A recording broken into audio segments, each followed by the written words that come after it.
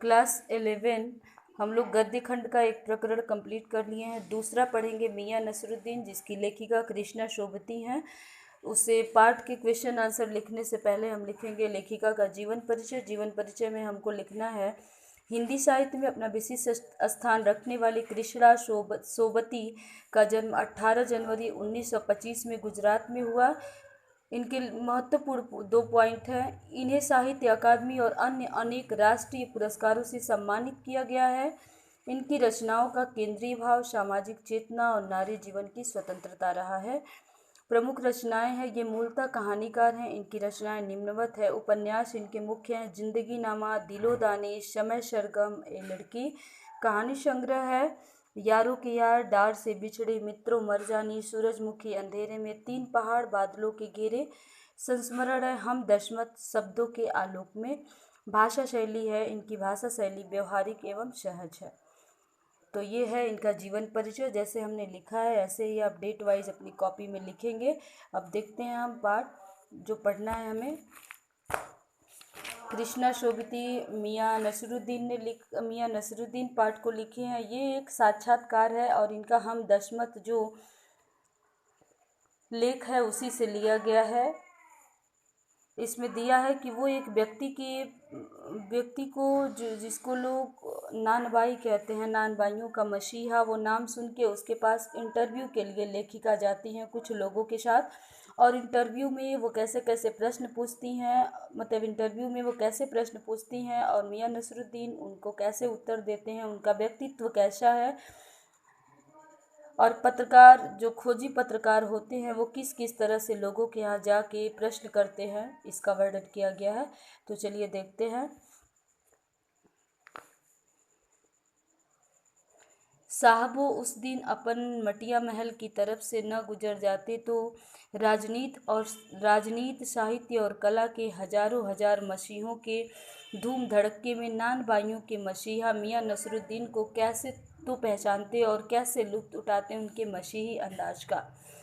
हुआ यह कि एक दोपहरिया जामा मस्जिद के आड़े पड़े मटिया महल के गढ़ैया मोहल्ले की ओर निकल गए।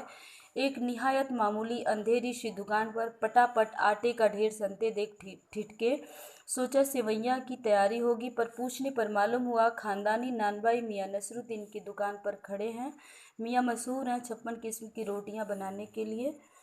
हमने जो अंदर झांका तो पाया मियाँ चारपाई पर बैठे बीड़ी का मजा ले रहे हैं।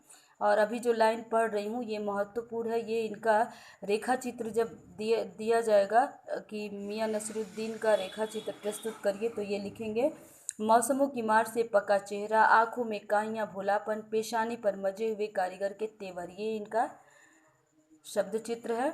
हमें ग्राहक समझ मियाँ ने नज़र उठाई। फरमाइए, झिझक से कहा, आपसे कुछ एक सवाल पूछने थे। आपको वक्त हो तो, आगे सेंटेंस खाली दिया, वक्त हो तो पूछें।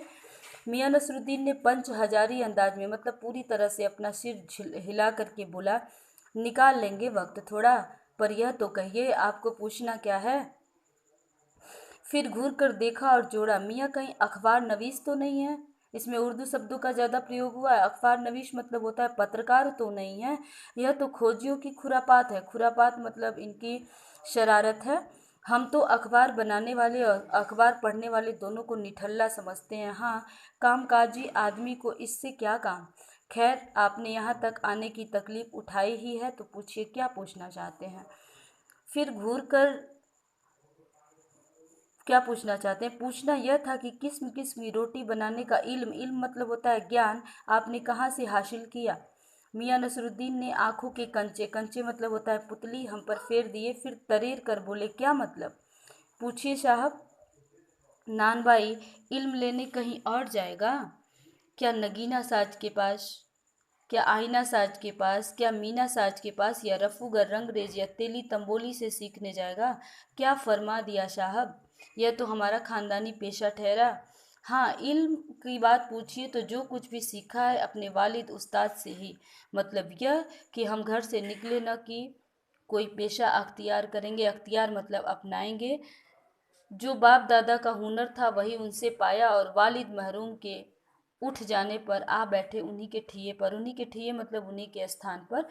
आपके वालिद मियां नसरुद्दीन की आंखें लम्हा भर को किसी भट्टी में गुम हो गई, लगा गहरी सोच में है।